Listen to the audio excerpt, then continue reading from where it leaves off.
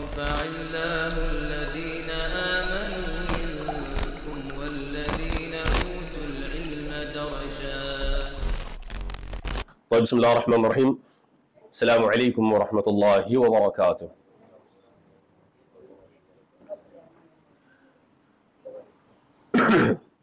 إن الحمد لله نحمده ونستعينه ونستغفره ونتوب إليه ونعوذ بالله من شرور أنفسنا ومن سيئات أعمالنا.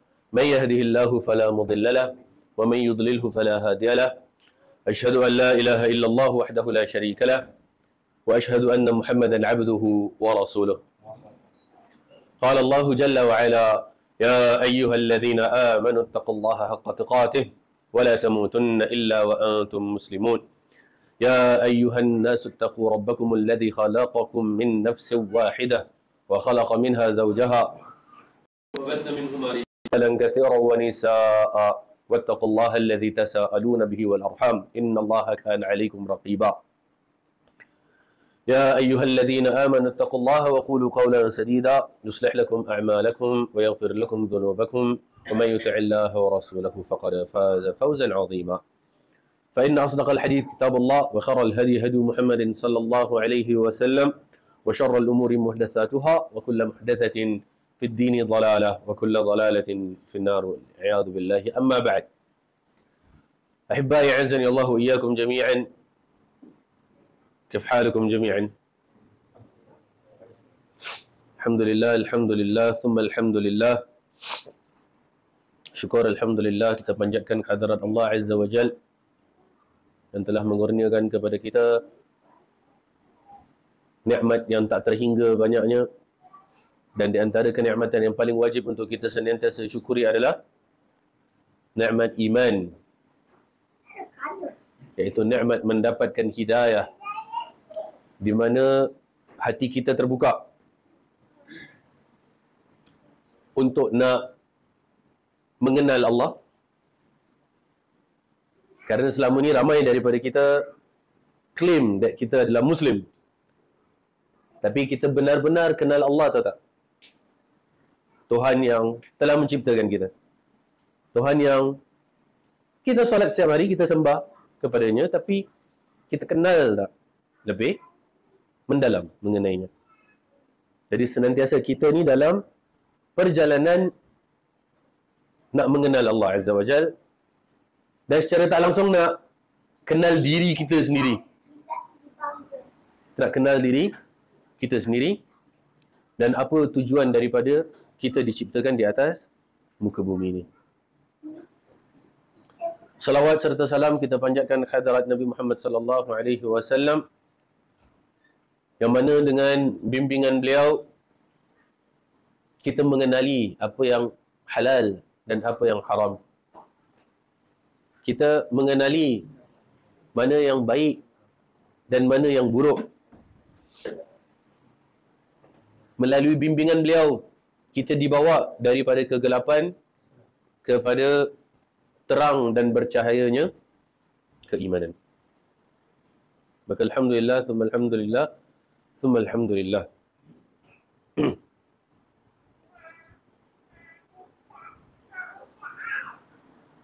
Syukur alhamdulillah, anda baru saja sampai di Singapura semalam daripada perjalanan 5 hari lamanya, dari hari Khamis sampai hari Senin. Tu pun semalam malam-malam sampai. Malam-malam sampai rumah. Seperti antum sedia maklumlah, anda dah kabarkan kemarin, anda musafir. Dan tadi pagi terus berangkat ke college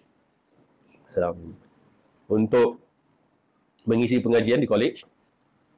Dan dari pagi ni sampai sekarang ni, detik ni, dah malam ni Ana belum balik juga. Nah. Dari pagi dekat college, Ana tak balik rumah, Ana bawa baju ekstra. Nah. Dah memang dah prepared lah mentally. Terus datang ke markas. And alhamdulillah, kenderaan pun sedang, kerana sebelum Ana berangkat musafir tu, Ana sengaja park kenderaan untuk diperbaiki apa yang patut untuk diperbaiki selama 5 hari Ana tak ada, since I'm not going to be using it. Jadi memandangkan semalam Ana baru sampai, Ana belum ambil kenderaan tu lagi. Jadi for the first time after so long, not the first time ever in my life, no lah. For the first time after so long, tadi Ana naik public transport. Kan? Best juga rupanya naik public transport. Interesting. Interesting. Interesting kan. Ana naik bus. Lepas tu Ana belajar lah dekat map macam mana nak sampai markas ni kan, Woodlands. Kemudian terdetik dalam hati rupanya ni effort jemaah-jemaah bila nak datang ke markas ni kan, sampai naik public transport. The jihad that you need to go through in order to reach here. So Ana pun letakkan diri Ana dalam the shoes of hadirin yang berangkat naik public transport kan. Jadi Ana pun naik bus kan, diri memang tak ada tempat duduk lah. Kemudian rupanya through Circle Line daripada MacPherson. Okay, Ana naik dari MacPherson. And cerita ni Ana sampai hikayatkan kepada Zauja Ana kerana ada perkara yang lucu, agak lucu. Jadi dia punya station control tu, scanner dia tu ada screen, then bawah dia ada macam a green surface lah. Ana expect tap dekat benda green tu, tap dia tak nak load. Tengok orang sebelah rupanya tap dekat screen dia instead of the green surface tu lah kan. So kita pun rupanya gitu, kita pun tap, alhamdulillah masuk kan. Lepas tu bila dah sampai tu Ana tengoklah map mana yang patut pergi ke arah yang nak dituju kan. Jadi dari MacPherson ikut map kata kena tukar kat Bishan. Jadi Ana pergi naik, make sure correct platform. And then dekat Bishan jalan pergi the red line platform, and then pergi Marsiling. Then Marsiling tu I find my way untuk jalan datang sini lah, macam mana caranya kan. Tembus-tembus blok, tembus-tembus. So alhamdulillah it's an experience, and apa yang Ana nak sampaikan ialah I put myself in the shoes of jemaah. Kali nampak Ana tengah jalan. Tengah jalan baru keluar blok-blok kan. He was the first one to tegur lah. And what I'm trying to say is that Ana appreciate antum punya jihad, antum punya pengorbanan untuk nak sampai sini.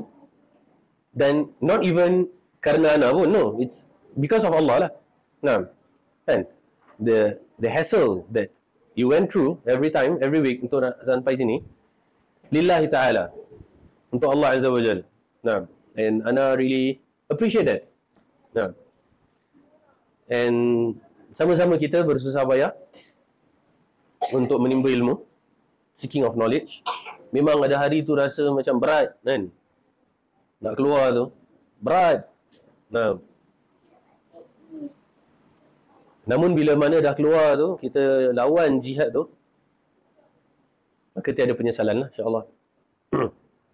Kerana jiwa kita ni, nafs kita ni, dia akan ikut rentak kita. Jiwa kita akan ikut rentak kita. Kalau kita paksakan dia, then lama-lama dia akan terbiasa and dia akan selesa.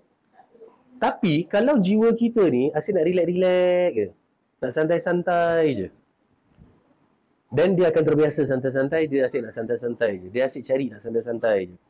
Just nak chillax. So kita nak kena train jiwa kita, kita nak kena train diri kita. Kalau kita paksa dia, dia akan ke arah yang lebih baik. Namun kalau kita nak santai, dia akan jadi santai. Apalagi bila masa futur kan. Futur bila kita tengah rasa down, kita tengah rasa low. Yalah, kalau tengah semangat, Masya Allah, lautan api pun kita rintas. Itu tengah semangat. Tapi kalau tengah futur, tengah down, tengah low, tengah just macam nak baring kat atas katil, kat bilik je, tak nak bangun, tak nak jumpa orang, gelap-gelap dalam bilik, main game ke, apalah. Kalau yang gamers main game kan, tak nak jumpa orang, lepas tu tak mandi berapa hari, bacain. Ada orang macam gitu, dia futur. Masing-masing orang. Jadi macam yang akhuna Ibn Abdul Rahman ada pesan selalu kadang duduk-duduk dengan majlis syabab. Masa kita tengah semangat, kita kena all out. Okay, go the extra mile. Go beyond. Solat sunat, puasa sunat, apa benda yang sunat semua on. Because bila kita drop tengah futur, at least kita akan still secure yang wajib, insyaAllah. Minimum, bare minimum yang wajib mesti kita masih buat. Tapi bayangkan kalau time kita semangat je kita buat yang wajib je. Kita tak buat yang sunnah pun. Imagine kalau kita tengah drop time zaman futur, tengah low, what will happen? Dengan wajib-wajib pun down the drain, kan? Sebab tu bila tengah semangat, tak apa. Walaupun semangat dia tu, bak kata orang Indonesia cakap, hangat-hangat tai ayam. Kan? Hangat-hangat tai ayam. Means dia keluar panas. Hangat. Nanti lama-lama dia sejuk. Kalau tengah semangat, go all out. Tak apa. Because kita tak tahu besok hari kita tengah futur nanti, kita malas nak buat. So sama-sama lah kita saling tawasau bil haq, tawasau bersabar. Saling nasihat menasihati dalam kebenaran dan saling nasihat menasihati di dalam kesabaran. Dan apa yang anda cakap pun bukan bermakna anda perfect ke, paling bagus ke, akmalun nas ke, paling sempurna ke, tak. Bilaks. Bahkan sebaliknya. Paling teruk dan kita sama-sama berjuang. Apa tadi? Kalau masa tengah semangat, go all out. Yang sunat-sunat semua buat. Solat sunat, puasa sunat, apa semua buat. Pasal, masa kita futur, masa kita tengah down, at least yang wajib, insyaAllah kita pasti masih akan buat. Tapi kalau bayangkan kita tengah semangat, kita buat yang wajib je, then imagine what will happen masa kita tengah futur, tengah down. Ingat tu, insyaAllah. Baik. Tengah down ni tengah low. Low, you know? So, if, like you all kids, for example, kan? You all children, you need to be good to your parents, correct? Okay. So, kalau tengah semangat, when you have the spirit, you want to go all out, don't wait for your parents to ask you to do this and that. You ask your parents, Abi, Umi, what can I do? Okay? Can I clean the windows, for example? Okay? Can I mop? Can I vacuum the house? You do extra. Okay? Bila tengah rajin, tengah semangat. Why? Because at least if your spirit tengah very low, then spirit tengah very low, at the very minimum, bukanlah kita nak pergi tanya, tapi at the very minimum, when your mom asks you to go to the shop to buy garam, at least you masih on pergi beli garam, you know? Okay mak, gitu je. Tadi tengah semangat, even tanya nak buat apa. Ada benda yang perlu tak nak kena buat dan sebagainya. Itu dia. And all of us are children. Anda bukan cakap dengan ni dua je. All of us are children of our parents. Semangat mak bapak beranak. Sama lah. Kalau tengah semangat tu kan, tengah laut, jom bawa pergi kalau religious lah masjid apa tu semua lah. Tapi kalau tengah semangat, jom pergi library kan, baca buku, duduk dengan dia. Pasal tak mungkin hari-hari kita boleh nak pergi duduk dengan dia, you know? Kalau tengah semangat tu, keluar. Kalau tengah macam, alah kat rumah je lah, panas lah kat luar, you know? Jadi kalau nak go the extra mile, bawa diorang pergi library dan sebagainya. Something beneficial for them. Go all out. Baik, ikhwani wa akhwati azanallahu iyyakum jami'an.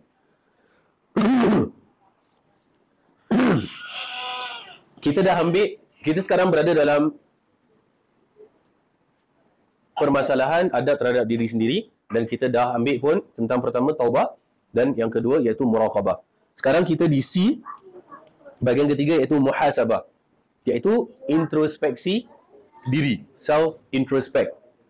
Self-reflect. Kita nak kena self-reflect ourselves. And kita jangan mengulangi apa yang telah kita merasa kurang. So, sebagai contoh,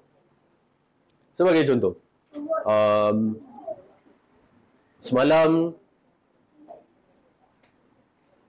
satu hari pun tak ada solat kat masjid.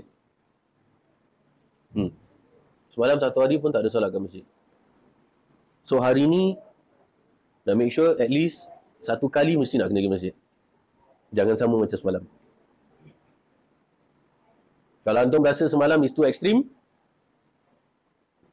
kita tukar tahun lepas, kan? Atau jadikan tahun ni sebagai azam.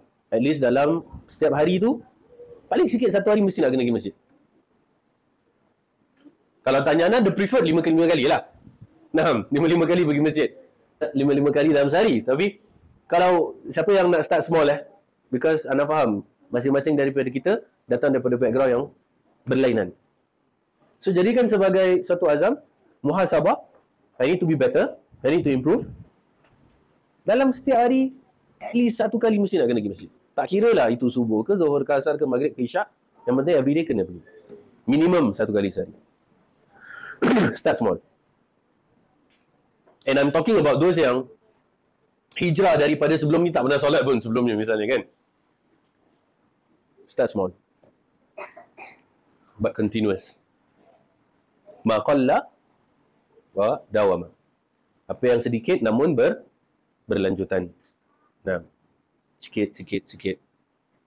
And then build up the azam. Nampak setiap hari 1 kali je senang. Up lagi 2 kali. At least 2 kali. Paling senang kalau nak buat 2 kali, pergi maghrib tunggu isyak. Itu paling senang. Pergi maghrib tunggu isyak. Itu dah dapat 2 kali. Kalau separately lah. Nah. Tapi yang penting nak kena muhasabah, how we can be better. Kalau sebelum ni akhir waktu, bagaimana besok aku nak cover balik, make sure awal waktu. Semalam tak ada baca Quran, how is it today? Mesti nak kena baca Quran. Tak 1 page, half a page pun jadi. Mesti nak baca. So that is muhasabah. Umar bin Khattab radhiyallahu an berkata, and these very words anda hafal, anda rasa mungkin dalam umur 14 tahun, 15 tahun gitu. Sampai sekarang terngiang-ngiang. Dia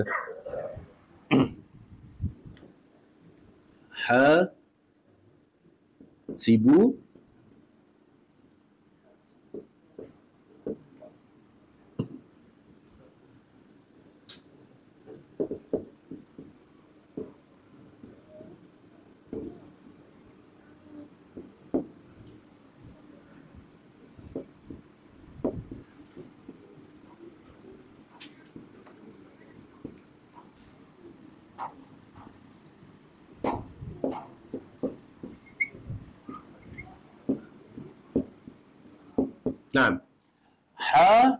hasibu anfusakum qabla an tuhasabu.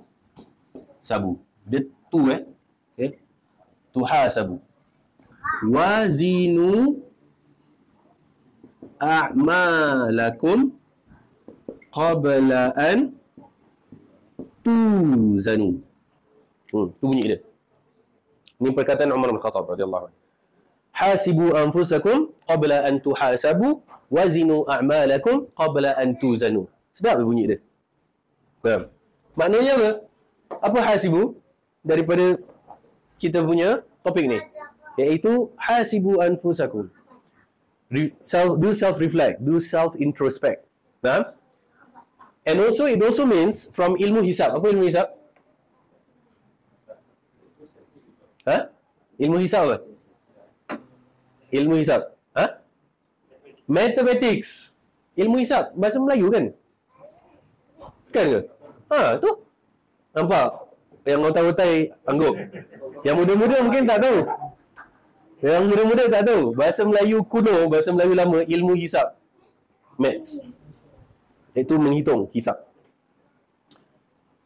Mungkin bahasa Melayu Malaysia juga. Nah. Jadi bukan hanya hasibu, self-introspect, tapi it also means calculate and count yourself. Okay? Hisablah dirimu qabla an tuhasabu.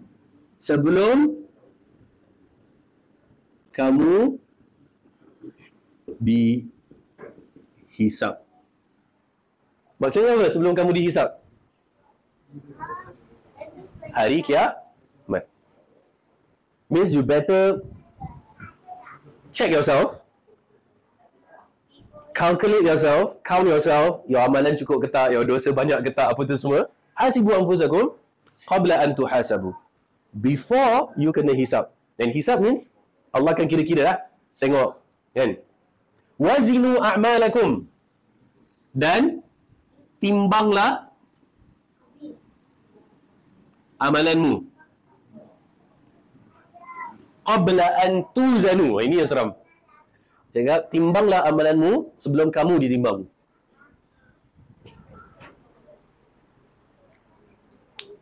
Timbanglah amalanmu sebelum kamu ditimbang. Dengan kita-kita kena timbang dekat Al-Mizan, the scale of Allah Azza wa Jalla. Good deeds atau bad deeds. Timbanglah amalanmu qabla an tuzanu, sebelum kamu ditimbang. So hasibu anfusakum, do self judgment, do self calculation, buat anggaran. Maksudnya buat kira-kira. Buat kira-kira sendiri untuk diri sendiri, agak-agak lepas ke tak dapat syurga paling bawah ke tak pun you know? Sebelum engkau dihisap. And hari kiamat, nama lain daripada Yaumul Qiyamah adalah Yaumul Hisab, hari perhitungan. Kena kira. Balik perlis tu. Nah, dan wazinu a'malakum qabla an tuzanu, dan timbanglah amalanmu sebelum kamu ditimbang. Jadi Ana, the first when I came across these words, Ana tak tahu kenapa sampai sekarang hafal, tak boleh lupa. Hasibu anfusakum qabla an tuhasabu wazinu a'malakum qabla an tuzanu. And so we do self introspection, self reflect, and we do better than yesterday. Nah, and please, Ana pernah cakap benda ni, and Ana tak ada masalah untuk nak ingatkan kita kembali. The phrase where people cakap today is better than yesterday and tomorrow is better than today. Don't go with those words. Now, we can go but partial. Today is better than yesterday. Stop there. Full stop. Tak payah cakap tomorrow is better than today. Tak payah. Just cakap today is better than yesterday. Itu je. Kenapa? Bila kita cakap today is better than yesterday, kita akan go full blast. Hari ni, today is the change. Today is the new me. I'll be better today. Bi'idhnillah ta'ala. But when you say tomorrow is better than today, it gives you false hope. Like as though it's okay if you are not doing good today. You can still do it tomorrow. You become complacent. Kita akan ada taswif. Taswif ni daripada kalimat bahasa Arab saufa. Kalla saufa ta'lamun thumma kalla saufa ta'lamun, kan? So saufa ni means will, akan. So taswif, okay? Nantilah akan, you know. Tak apa, besok. Tak, insya-Allah besok lagi bagus dari hari ni. Gitu je. It's okay, besok aku akan lagi bagus daripada hari ni. Tapi bila? Bila daripada besok akan lebih bagus daripada hari ni? Tak ada. Tak akan datang pun harinya. Sebab tu nak biar hari ni lebih baik dari semalam dah. Tu je. Because yesterday was history. Tomorrow is uncertain. What do we have? We have the present. And that is why it's called present. Because it's a gift. Today is a gift. It's a present. Okay, it's the present. And we live by the present. Tak payah cerita besok. Tomorrow is uncertain. Really uncertain. Kita bangun ke tak besok pun kita tak tahu. So go by the present. And being better every time. Bring out the best of us. Now, we do not compromise. We do not be complacent. We do not take things for granted. And we do not take our guts off. Now, on je. On je. InsyaAllah.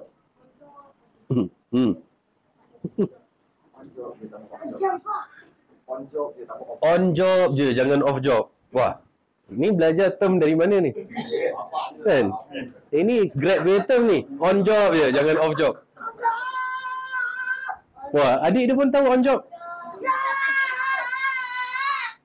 On job sampai besok, itu untuk kita punya Oh, yes, very good. On job sampai pati sebagai hamba Allah. Jangan off job. Dahsyat lah dia punya words. On job je. Dia yang selalu kedengar lah. Bukan ada Dia kacau hantar. Dia cakap apa? dia yang selalu nanti kasih reminders lah. Jangan on job je gitu. Nanti tak on job nanti. Abu, tak on job. Nanti dah on job. Abu, off lah. Si on je dah lah. Bila nak main gambar. But knowing the term, Masya Allah, Allahumma barik. Baik. So muhasabah daripada bahasa Arab hasaba yuhasibu. Okay, that's the root verb. Sebab tu ni hasibu ni fi'il amr untuk antum. Tapi dia punya root verb is hasaba yuhasibu. Means kira-kira. Aku ni pahala segini, dosa segini, kan? Macam gitu, kira-kira. Sesungguhnya qala al-muallif rahimahullah ta'ala, sesungguhnya seorang muslim itu beramal dalam kehidupan ini siang dan malam untuk mendapat kebahagiaan di kampung akhirat. Dan menekuninya, nampak? Dia cakap beramal dalam kehidupan ini siang dan malam. On job je, siang dan malam. Untuk mendapat kebahagiaan di kampung akhirat. Dan menekuninya, nampak? Menekuninya means you're good at what you do. Tekun. Nah, man ta'awwada ala syai'in sara ahluh. Siapa yang terbiasa dengan sesuatu, maka dia akan menjadi ahlinya benda tu. Siapa yang asyik selalu main badminton, dia akan jadi badminton player lah. Siapa yang asyik main bola, dia akan jadi football player kan. Dia, apa yang dia tekun, apa yang dia selalu lazimi benda tu. So, we be good at what we do. Jangan setengah masak. Kita dah nak, focus ourselves in our passion dalam apa yang kita tengah buat. Kita nak buat sesuatu, then make sure bila kita buat sesuatu tu, kita buat sebaiknya. Buat sebaiknya, penuhi haknya. Menekuninya untuk memperoleh kemuliaan dan keredaan Allah di dalamnya. Dunia ini adalah ladang beramalnya. Maka seyogyanya, iaitu sepatutnya, dia memperhatikan ibadah-ibadah fardu yang diwajibkan kepadanya. Nah, ibadah-ibadah fardu yang diwajibkan kepadanya. Ini kita dah pesan banyak kali dah. Tidak ada amalan yang paling Allah lebih sukai daripada seseorang hamba tu melaksanakan ibadah-ibadah yang wajib dengan sempurna. Kalau orang nak argue, bukankah ada fadilat tahajud, solat malam, puasa 3 hari sebulan, ayyamul bid, dengan sedekah, bangun rumah anak yatim, apa tu semua. Semua tu adalah second to the 5 pillars of Islam yang mana kita buat secara sempurna. Itu yang paling Allah cintai, paling Allah sukai. Jadi kita tak perlu merasa terbebani as though we are not doing the best. Kita fokus dekat dalam solat, puasa, zakat, haji, buat secara sempurna. Solat pada waktunya, dengan wuduk yang sempurna, dengan khusyuk. Kita buat. Itu lebih afdal daripada any solat sunat, walaupun solat malam. Puasa Ramadan, bila kita puasa, kita jaga lidah kita daripada mencarut, daripada melakukan perkara-perkara yang tak baik. Itu still lebih baik daripada puasa Arafah ke, puasa 10 Muharram ke, puasa Daud sekalipun, 1 hari puasa, 1 hari batal. Zakat pun sama. Kita bayar zakat bila mana dah wajib, kita bayar dengan penuh keikhlasan, tanpa menyakiti hati orang yang menerima. Tak payah nak cakap, engkau ni memang tonton muka engkau je. Kan? Orang yang tukar recipient of zakat ni kan, dia nak bagi zakat, betul. Tapi dia cakap nah, jangan menyakiti hati orang. Tak boleh. And recipient of zakat pun satu hal. Ni nak cakap sikit. Zakat tu bukan untuk terima sepanjang hayat. Dia kalau orang tu handicap ke, cacat ke apa, okay, tak ada masalah. Tapi orang yang able-bodied people, zakat tu adalah bagaimana untuk mengeluarkan daripada kancah tu, dari medan penerima, bagaimana kita nak membuat transformasi daripada a recipient of zakat into becoming a giver of zakat. Itu yang sepatutnya. Recipient of zakat, okay, bagaimana untuk menjadi giver of zakat, bukan hanya menjadi recipient of zakat sepanjang masa. Dan orang yang bagi zakat tu pun, bagaimana dia dapat membimbing orang ni agar terkeluar daripada menjadi recipient of zakat dia. Kecuali macam mana cakap, disable, handicap dan sebagainya. Okay, otherwise, bukan untuk sepanjang hayat. Maka, memperhatikan ibadah-ibadah fardu, iaitu ibadah-ibadah wajib, yang diwajibkan kepadanya sebagaimana seorang pedagang memperhatikan modal hartanya. Nah. So, maksudnya apa tau? Kalau siapa yang into economy and accountant, kita punya seed money. Kita punya modal. Okay? Modal ni adalah yang amalan yang wajib. Nah. So, yang wajib ni, the idea of running a business is that paling teruk pun break even, betul tak? Break even means tak ada loss, tak ada profit. Break even. Itulah dia modal wajib. Jaga kita punya aset. Bila mana kita buat yang sunnah, maka itu adalah sebagai tambahan kepada bisnes. Dan bila mana dia drop dosa, itu adalah loss. Nah, itu dia sepatutnya macam tu. Jadi bagaikan seorang pedagang, memperhatikan modal hartanya, memperhatikan ibadah-ibadah sunnahnya sebagai seorang pedagang, memperhatikan keuntungan tambahan atas modal harta dia.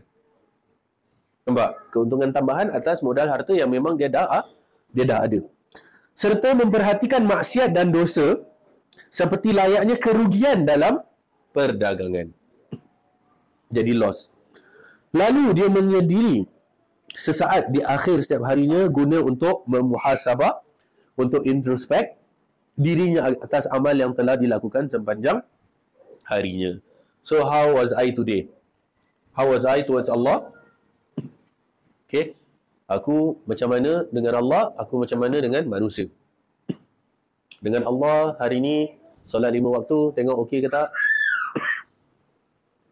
Kalau kena zakat, dah zakat ke belum? Kalau kena puasa, dah puasa belum? Kalau dah tiba masa wajib untuk haji, dah register ke belum? Kita self-introspect, muhasabah. Kalau perlu setiap hari. And how that we can improve every day.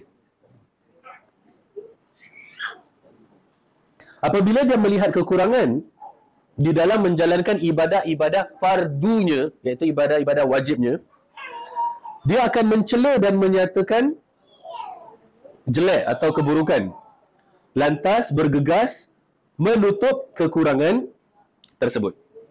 So kalau dia nampak dia ada solat lambat, atau masa dia puasa dia gagal untuk mengawal emosi, dia dah pergi gaduh dengan hamba Allah mana lah tengah siang Ramadan contohnya, kan? Dia kira lose control lah. Maka apa yang patut dia buat ialah bergegas, iaitu bersegera menutup kekurangan tersebut. Jika ibadah tersebut termasuk ibadah yang boleh diqada, maka dia segera mengqadanya. Jika bukan, maka dia akan menutupinya dengan memperbanyak ibadah-ibadah sunnah. Apabila dia melihat kekurangan di dalam menjalankan ibadah-ibadah sunnah, maka dia akan menggantinya dan menutup kekurangannya. Apabila dia melihat kerugian akibat menerjang larangan-larangan, maka dia segera memohon ampunan, menyesal kembali kepada Allah dan mengerjakan kebaikan yang menurutnya mampu memperbaiki apa yang telah dia rusak. So macam solat sunat sebagai contoh.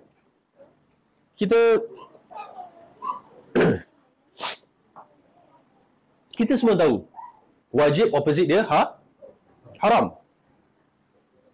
Wajib opposite dia haram. Sedangkan sunnah opposite dia makruh. Kemudian ada mubah lah. Mubah ni pilihan. Nak buat boleh, tak nak boleh. Ini permissible. Okay. So, mereka dua ni selalu bertentangan. Wajib, haram. Wajib, buat dapat pahala. Tak buat dapat dosa. Haram terbalik. Kalau buat dapat dosa. Kalau tinggalkan dapat pahala. Sunnah, kalau buat dapat pahala. Kalau tinggalkan tak dapat dosa. Makruh, kalau tinggalkan dapat pahala. Kalau buat tak berdosa. Dia terbalik-terbalik je sebenarnya. Nah, dia ada bahasa Arab dia lah. Ma yuthabu fa'iluhu wa yu'aqabu tarikuhu, ma yu'aqab fa'iluhu wa yuthabu tarikuhu. Kan? Kemudian kalau sunnah ini ma yuthabu fa'iluhu wa la yu'aqab tarikuhu, kemudian makruh ma yuthabu tarikuhu wa la yu'aqab fa'iluhu. Okey. Kita put aside the definition. Yang penting kita tahu dia terbalik. Contoh, solat. Solat ni dua-dua boleh. Dia boleh wajib, dia boleh haram. Pasal dia kan tolak belakang. Jadi kita cakap solat. Oh, solat wajib untuk buat, haram untuk tak solat. Okey. Kemudian minum arak. Minum arak wajib. Kan orang akan wajib. Wajib untuk ditinggalkan, haram untuk diminum. Nampak? Dia dua-dua boleh. Dua-dua boleh. Nah, zakat. Zakat haram untuk ditinggalkan. Nah, wajib untuk dilaksanakan. Kan? Membunuh wajib. Wajib untuk ditinggalkan, haram untuk dilakukan. Dia semua benda terbalik. Sama je. Jangan kena klip. Jangan kena klip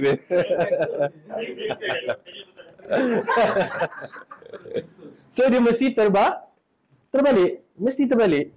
Kan? Kalau orang cakap solat haram untuk ditinggalkan, wajib dilakukan.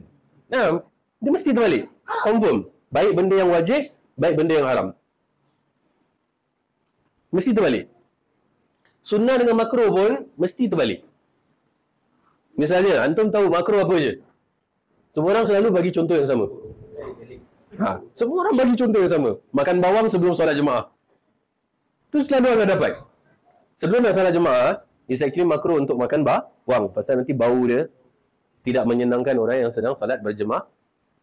So, anda cakap antum, makan bawang sebelum solat jemaah, hukumnya makruh. Sunnahnya adalah tinggalkan makan bawang sebelum solat jemaah. Betul tak? Semua agree? Ready Semua ready? Betul? Agreed and ready? Okay, dengar baik-baik. Setiap kali kita meninggalkan sesuatu yang sunnah, berarti kita sedang melakukan perkara yang makruh. For every sunnah that we leave behind, we are committing a makruh. Okay? Solat sunat 2 rakaat lepas zuhur. Hukumnya sunnah. Makruhnya kalau tak buat. Kalau buat sunnah, kalau tak buat makruh. Yang bawang tadi kan kita dah agree. Makan makruh. Kalau tak makan sunnahnya adalah tak makan. Jadi siapa yang pergi solat jemaah, every time kita pergi solat jemaah kita tak makan bawang, berarti kita sedang buat sunnah lah. That is expected of us to do, untuk jangan makan bawang sebelum solat jemaah. Bila kita lepas solat zuhur, kita patutnya sunnahnya solat 2 rakaat, tapi kita malas. Berarti kita dah committed a makruh, because sepatutnya kita solat. Tapi the fact that kita tak solat, berarti kita committed a makruh. Kalau tak suka orang cakap kita buat benda yang makruh, dan solatlah. Berarti awak buat sunnah. And mind you, for every sunnah yang kita tak buat, we are committing a makruh. Because it is expected of us untuk buat yang sunnah tu. But again, apa definisi makruh? Kalau tinggalkan dapat pahala, kalau buat tak ada dosa. Okay, sunnah kalau buat dapat pahala, tinggalkan tak dapat dosa. It doesn't involve dosa. Okay? Buat dapat pahala, tinggalkan dapat pahala. Tapi dengan kita tak solat 2 rakaat lepas solat zuhur, dengan kita tak puasa Senin Khamis, dengan kita tak qiyamul lail, semua benda yang sunnah-sunnah ni, we just need to accept the fact that we are committing a makruh. The sooner we realize it, the better. Kalau tak suka, kena chop, kena label sebagai pelaku makruh, berarti apa? Berarti apa? Buatlah sunnah supaya tak melakukan makruh, kerana meninggalkan sunnah. Boleh? Pasal bila kita solat, kita sedang melakukan kewajiban dan kita sedang meninggalkan keharaman tak solat. Pasal tak solat adalah haram. Untuk tak solat adalah haram. Kita kena solat. Kan? It's always opposite. It's always opposite. So kita buat. And tahu tak?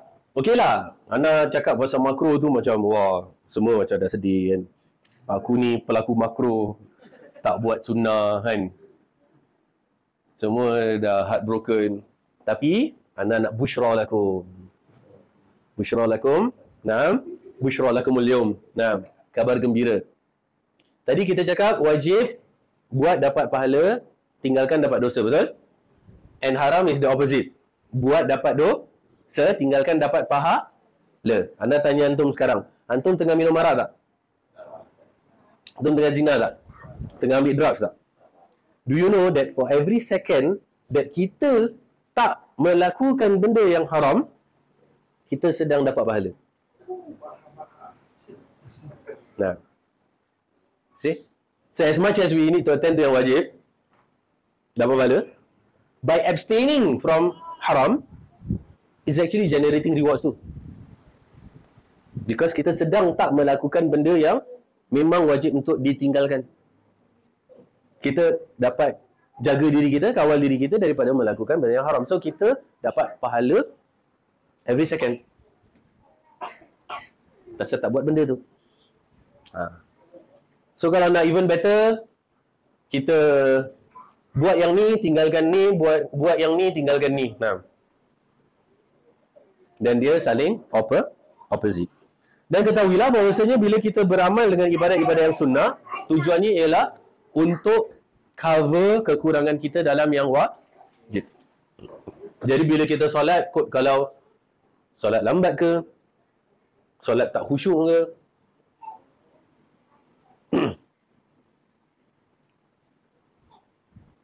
kita pun solat baca yang itu-itu je. Kan? Orang lain baca ayat panjang, every huruf kali 10. So kalau solat dia panjang, berarti dia sedang membaca Al-Quran lebih panjang. Tapi kalau kita baca Kautsar 3 kul, Kautsar 3 kul, means kita punya pahala segitulah. Nah. So, solat lambat ke, tak khusyuk ke, solat macam roket ke, kan? Berarti kita kemudian nak coverkan dengan solat-solat sunat, qabliyah ba'diyah kita, supaya ia dapat menutupi apa-apa kekurangan dalam yang fardu. Begitu juga dengan puasa. Kalau kita puasa Ramadan tapi kita gagal untuk mengawal emosi, gagal untuk menjaga lidah kita, gagal untuk menjaga mata kita, kan, mata rambang, tengok sana sini. Dan puasa sunat untuk coverkan apa-apa kekurangan. Inilah tujuan dari muhasabah diri. Muhasabah merupakan salah satu metod untuk memperbaiki, melatih, menyucikan dan membersihkan diri. Dalil-dalil berkenaan muhasabah, Allah Azza wa Jalla berfirman, A'udzubillahi minasyaitonir rajim.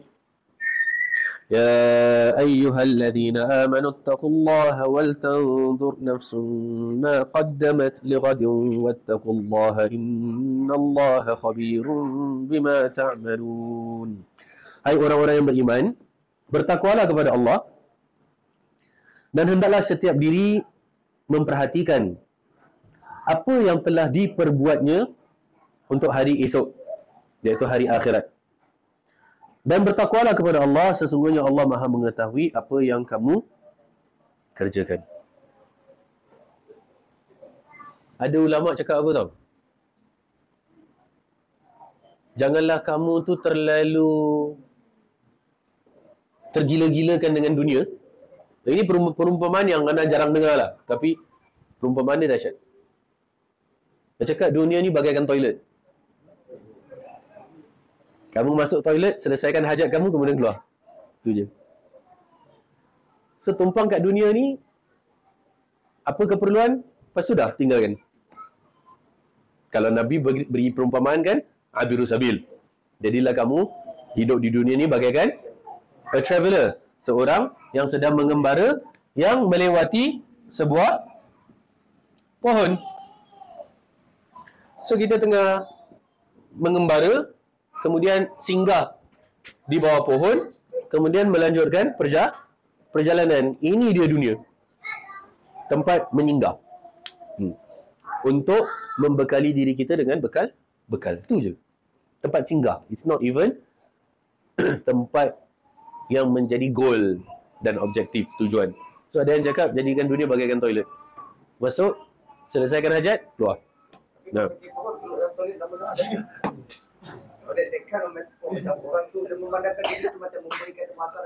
Tapi kalau orang ni singgah bawah pokok, lepas tu dia tidur lama, gitu je lah. Dia singgah lama lah. Careful. Nah. Jadi sekadar secukupnya.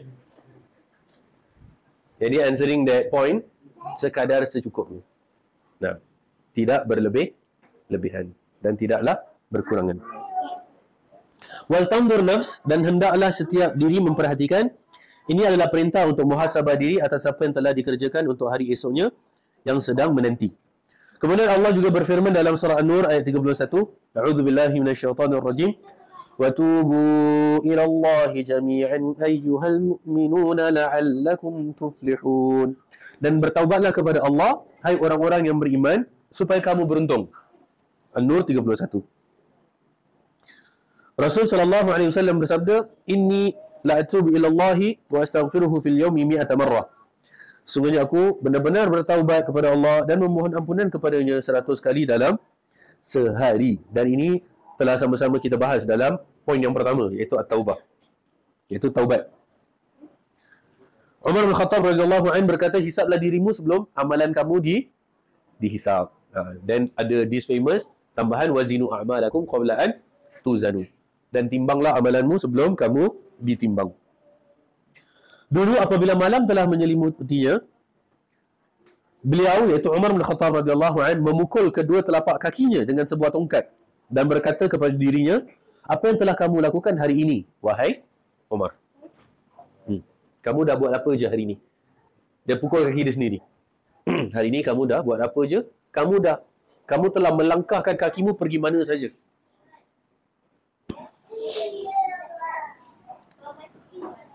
Kerana kita semua ketahui, nanti pada hari kiamat kelak, hari di mana mulut kita akan bungkam, akan terdiam, dan yang akan memberi persaksian adalah anggota badan kita yang lain.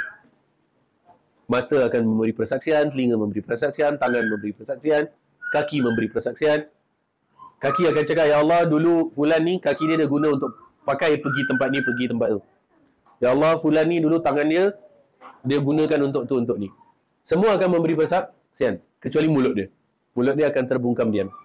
Tak boleh nak cakap apa-apa.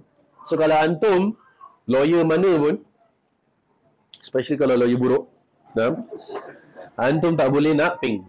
Tak boleh nak justify apa pun. Pasal yang memberi persaksian ialah perkara-perkara yang lain, anggota badan kita yang lain. Abu Talha radhiyallahu anhu ketika disibukkan oleh kebunnya sehingga lalai dari mengerjakan solat. So dia sibuk dengan kebun sampai lalai dari mengerjakan solat. Beliau mengeluarkan sedekah dari kebunnya untuk Allah Azza wajal. Beliau melakukan ini kerana semata-mata muhasabah diri dan sebagai celaan dan pendidikan, iaitu as a lesson lah bagi dirinya. Benda yang buat dia lalai tu, itu yang terus dia bagikan. Benda yang buat dia lalai, benda tu yang terus dia infakkan, dia bagikan. Kalau and ada banyak lagi contoh-contoh yang ekstrim. Nah, contohnya dikisahkan dari Ahnaf bin Qais bahawasanya beliau mendatangi lampu yang bersumbu. Lampu yang bersumbu ni maksudnya pelita lah. Kan dulu orang guna api dekat macam candle, pelita. Apa dia panggil ni? Lamp. Nah, lamp. Oil lamp. Lalu meletakkan jari jemarinya di dalam pelita tu sehingga merasakan panasnya api. Lantas beliau berkata, "Hai Hunayf, apa yang mendorong dirimu berbuat kala itu?" Apa yang mendorong dirimu berbuat kala itu? Kira dia merasakan panasnya ni, kemudian dia tanya dirinya, what made you do this? What made you do that? Dia ingat balik apa yang dia dah buat berupa kesalahan-kesalahan. What made you do this? What made you do that? Dia cakap dengan diri dia sendiri. Contoh ini semua, please ini semua benda yang anda pernah sampaikan sebelum ni. You can be strict upon yourself, tapi jangan buat kat orang lain. Minta tangan je ni kan? Letak. Jangan. Ni semua benda, contoh-contoh yang ada ni semua pun is just doing it upon yourself. It's not like you impose it upon others. Tak boleh. You want to be strict upon yourself, silakan. By all means. Nah, orang lain, you dakwah, sampaikan. Orang buat, orang tak buat, itu urusan dia. Yang penting, kita dah sampaikan. Kita tak ditugaskan untuk paksa tangan orang, paksa kaki orang untuk bergerak, berjalan, pergi ke sana ke sini, buat benda ni, tak. Kita hanya saling nasihat, menasihati. Dikisahkan bahawa seorang yang saleh sedang berperang, lalu tiba-tiba seorang perempuan tersingkap auratnya di hadapannya dan dia melihatnya. Maka ia mengangkat tangannya dan menampar matanya sehingga ada yang cakap matanya terkeluar, ada yang cakap sampai dia buta. Dia berkata, sesungguhnya kamu sangat bersemangat kepada hal-hal yang mencelakakan dirimu.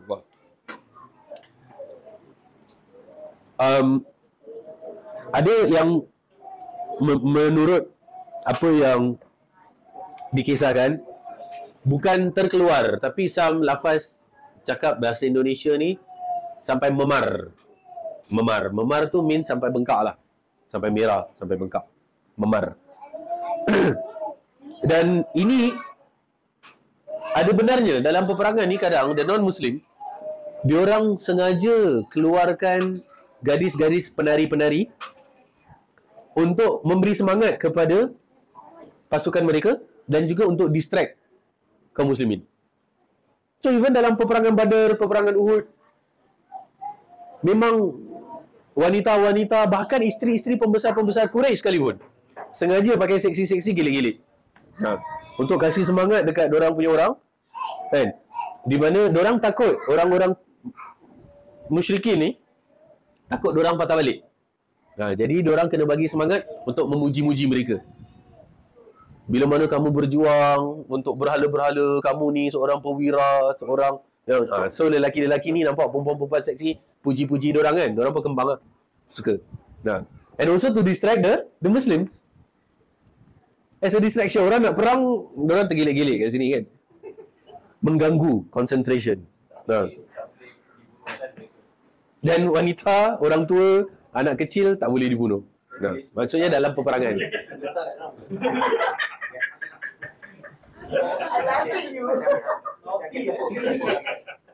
Lastik.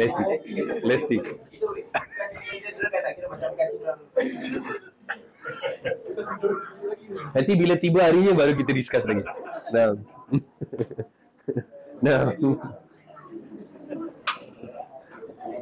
Jadi memang gunanya ialah untuk memberi semangat kepada pejuang mereka sendiri, musyrikin yang berperang ketika itu, dan juga untuk distract the Muslims. Pasal kira macam apa tahu kan, diorang tahu Muslim ni nak kena cover up lah, nak kena tu lah, nak kena ni lah. Jadi diorang yang tak mengamalkan cover up ni, diorang macam nak kena tutup ya. Ni tengok macam gitu tau, macam lagi sengaja untuk pancing orang lah.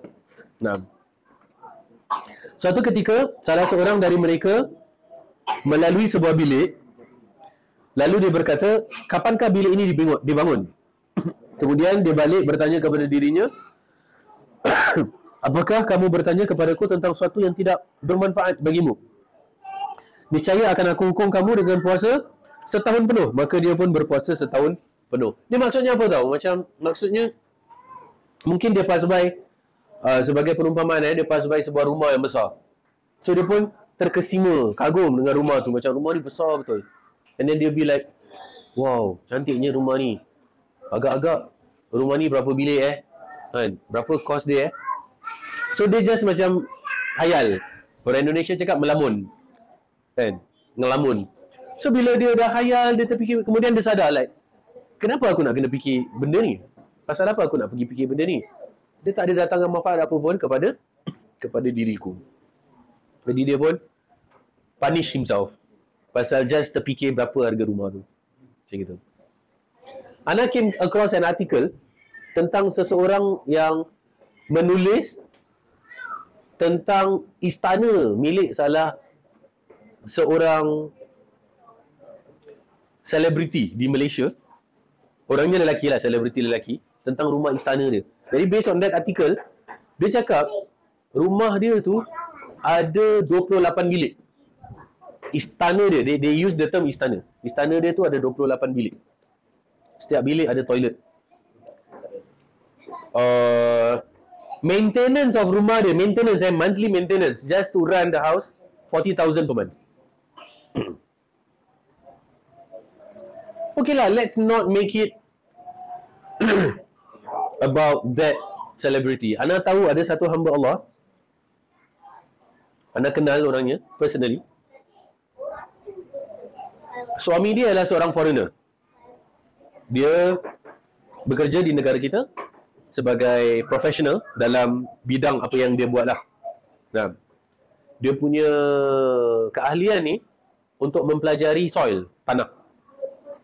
So dekat Singapura kalau ada nak korek MRT, Circle Line, Blue Line, apa line pun, dia kena kaji dulu untuk beri kelulusan boleh ke tak.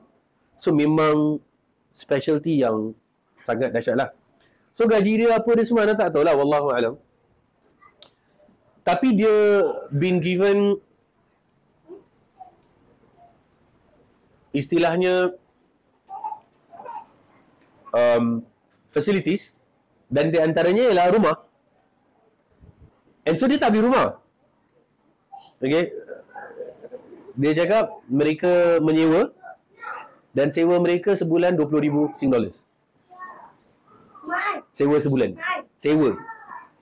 Itu baru facilities dari segi rumah. Belum dia punya gaji ke, dia punya sekolah untuk anak-anak dia ke apa, tu semua provide. Tapi dia punya yang menakjubkan, dia cakap sewa dia 20,000 sebulan, bukan setahun. Sebulan 20,000 Sing dollars. So Ana pun duduk terfikir, macam ada juga kira yang melimpah sampai begitu sekali. Sampaikan the way dia describe, dia merasa in a way bersalah jugalah. Tapi itu semua provided. Cumanya the kind of lifestyle ada sebegitu. Itu yang menjadi perkara yang mencongkil pemikiran ni lah. Cumanya kalau kita amalkan muhasabah ni, kita tak payah ambil pot pun. Tak perlu pun. Okay? Kebahagiaan itu tidak ditentukan dengan wang ringgit. So be happy dengan apa yang kita ada. Like really. Kita cukup makan, kita cukup pakai, kita ada shelter, alhamdulillah. Kita tak tahu orang yang tadi tu pun ada masalah dia. yang probably lebih besar. And memang true enough, dia ada masalah lagi besar. Dengan penyakit, dengan tu, dengan ni. Nah. And berapa ramai orang yang nakkan kehidupan kita yang kita sedang berada di atasnya. I know. Kadang nak kena on job tu macam melelahkan. Saya kena on job je kan. And how we wish that kita, you know, we can improve our quality of life. How we yearn for something yang better daripada pagi-pagi nak kena siapkan barang-barang dagangan ke apa ke semua ke kan. Tapi ingat bahawasanya di luar sana ada orang yang mengidamkan kerja yang kita tengah buat. How they wish that mereka sedang berada di tempat kita. Lagi mana kita tengah komplain pasal apa yang kita buat, tercakap leceh lah, penat lah, apalah, demanding dan sebagainya. Tapi it is a dream for the jobless. It is a dream for the jobless. Now, the job that we are complaining about, it's a dream for the jobless. Berapa ramai orang yang kalau boleh nak berada di tempat kita. So kita patutnya bersyukur. Yes, there'll be ups and downs, betul. Tapi bersyukur, alhamdulillah. Alhamdulillah, thumma alhamdulillah. Paling penting rezeki tu halal. Jangan sampai kita dan resort kepada perkara yang haram. Diriwayatkan bahawa seorang yang soleh pergi ke gurun pasir yang panas, lalu dia berguling-guling di atasnya. Dia berkata kepada dirinya, rasakan ni. Dan api neraka Jahannam lebih panas lagi. Jika apakah kamu ingin menjadi bangkai di malam hari dan sebagai pengangguran di siang hari?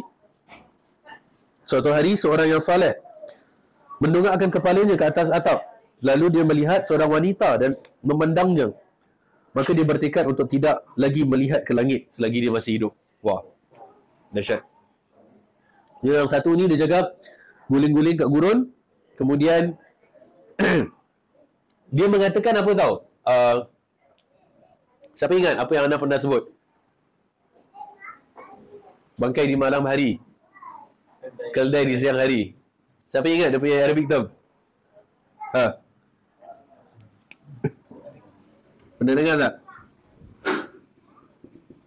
Juthathun bil laili. Atau kita guna dia punya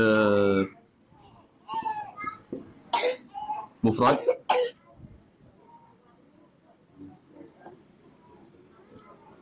Juthatun bil lail wa himarun bin nahar. Juthatun bil lail wa himarun bin nahar. Ada term ni. Dia cakap apa tahu? Janganlah kamu hidup di dunia ni bagaikan juthatun bil lail wa himarun bin nahar. Bagaikan bangkai di malam hari dan keledai di siang hari. Dongki siang hari. Maksudnya apa? Malam hari bangkai means tidur tak bangun. Tak bangun solat, tak bangun baca Quran ke apalah. Bagaikan bangkai.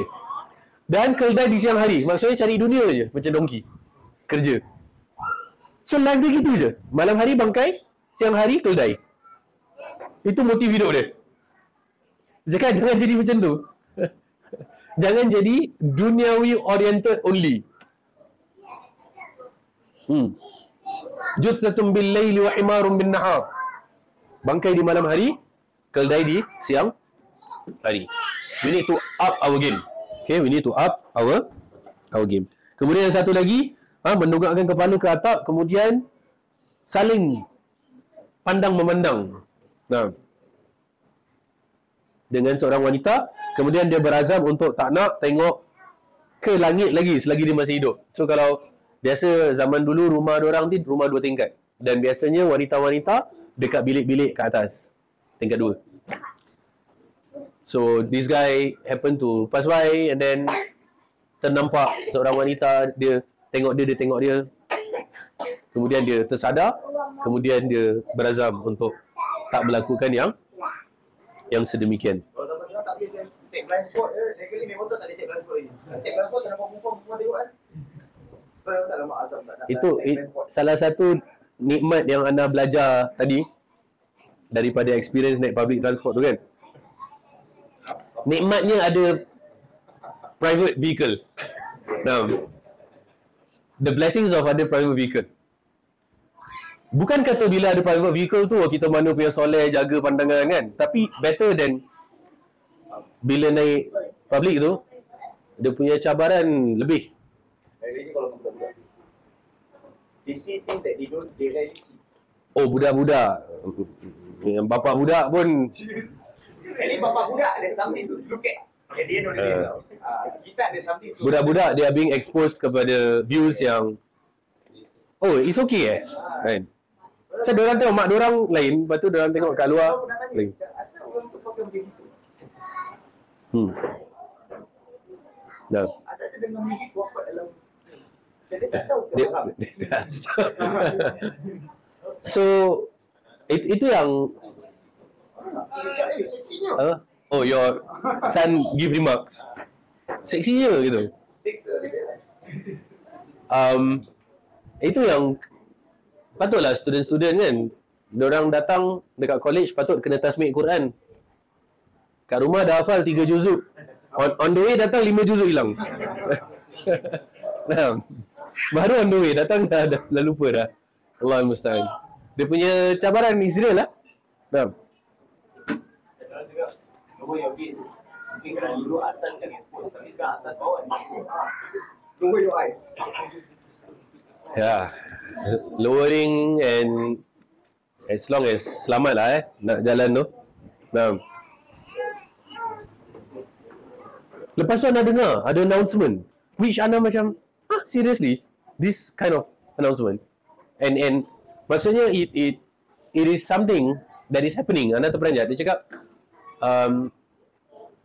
taking upskirt video ke apa dia ada cakap dekat MRT platform. Anda try tu dengar macam apa dia cakap, tapi anda cuma dengar something around that area. So dia cakap apa? Regarding voyeurism. Apa? Voyeurism. Voyeurism. Crime or penalty. So it's a thing that people actually. It's very common in Singapore. But why? All over the world it's common. Right.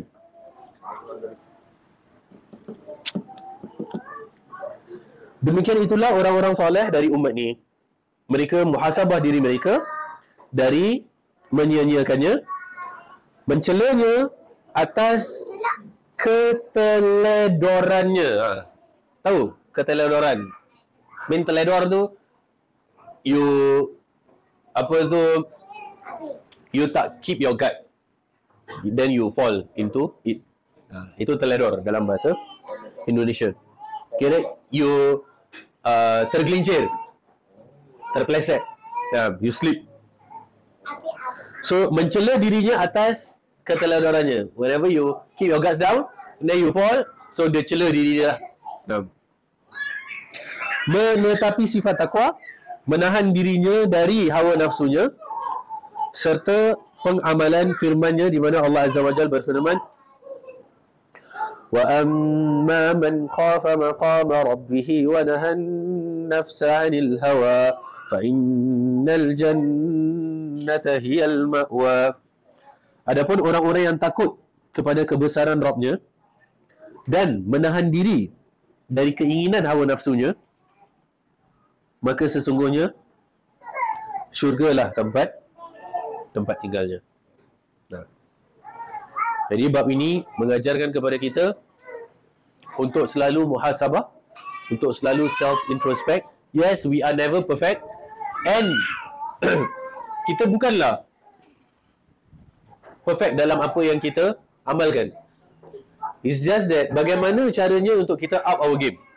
Getting better and better every day. Jangan stagnant. Dan satu benda yang anda belajar daripada qaul ulama juga, bila seseorang dia dah ada dia punya booster. Okay, dia dah ada dia punya booster sebab untuk dia hijrah. Kemudian dia kembali kepada apa yang dia sebelumnya, maka dia memerlukan jack yang lebih besar. Ini nama dia carjack kan? Ada nama lain tak? Carjack lah kan? Okay. Bahasa Indonesia dia panggil dongkrak. Okay. Dongkrak. Kita belajar bahasa Indonesia. Dongkrak. Okay. Jack. Okay. The fail of carjack is you need to jack the car. Itu je lah kan? Dia punya fail. Jack. J-A-C-K Pasal J-A-C-H pun bunyi jack juga kan? J-A-K pun boleh jack juga. Banyak benda boleh jack. Okay, apa maksud bila someone dia dah ada a wake up call, kemudian kalau dia kembali kepada apa yang sebelum dia dah jatuh, dan kemudian dia nak kembali back to the state of goodness, dia memerlukan carjack yang lebih besar. Maksudnya apa tau? Maksudnya, contoh nak bagi contoh. Ni yang orang bahasa Arab cakap wabil mithal yatadihul maqal. Dan dengan contoh, maka ucapan tu lebih jelas. Contoh, letaklah ada orang dia hijrah pasal dia nampak ada accident, kemudian family member dia meninggal. Okay, letaklah, tak payah immediate lah, mungkin I mean doesn't matter, adik dia meninggal ke, atau anak dia sakit ke, atau apa pula. So dia dapat wake up call untuk berubah, right? Now, bila dia dah berubah kepada yang lebih baik, kepada kebaikan, dia nak kena preserve this after dia punya wake up call ni. It's very important to preserve after we get the wake up call. Because kalau kita jatuh balik, we need a bigger carjack untuk bawa kita balik kepada di mana kita sebelumnya. Maksudnya apa tau? Bila dia nampak accident, dia sadar kan? Dia ada kesadaran. Kemudian, dia slip off, dia jatuh. Untuk dia nak dapat kesadaran balik, kalau dia setakat tengok accidentnya, it doesn't work. Tak cukup untuk nak up dia. Pasal dia dah nampak accident tu sebagai accident tu dah serve as a booster untuk dia hijrah. So, every time kita jatuh, kita akan terpuruk lebih dalam, and it takes more effort untuk nak naik balik. Itu message yang Ana cuba nak sampaikan. Dapat tak? Kita jatuh, bukan jatuh je tau. So bila kita kat sini, kita jatuh, dia bukan just jatuh, dia tersorok, dia termasuk dalam lagi. And then kita nak naik tu, dia akan effort dia lebih daripada yang kita jatuh. Kemudian kalau kita jatuh lagi, dia akan jatuh lebih bawah lagi dan lebih terpuruk lagi. Dan bila nak naik balik, dia kena lagi put more effort lagi. Jadi kalau ada orang yang dia hijrah pasal dia nampak accident depan mata, kemudian dia dah jadi baik, kemudian dia jatuh, it takes more than another accident untuk nak buat dia naik balik. Pasal accident tu dah tak cukup. Faham tak? You need a bigger carjack untuk nak nak apa dia panggil? CPR. Apa nama benda tu? Tak, yang bukan defibrillator, yang current tu. AED. Is AED benda tu? Defibrillator lah. Yang dekat lift tu semua kira benda tu jugalah. Nah. So nak spark balik, nak bring back tu, kena more effort. Pasal dia dah numb. Dia dah numb dengan apa yang sebelum ni. And dia perlu something yang bigger untuk boost dia, untuk nak naik balik. Sebab tu sebaik mana, lagi mana tu kita preserve untuk kalau boleh jangan jatuh. Pasal nak naik balik tu bukan senang. Dia lagi susah daripada sebelumnya. Pasal it won't just take any normal thing. Dia dah need a bigger kajak.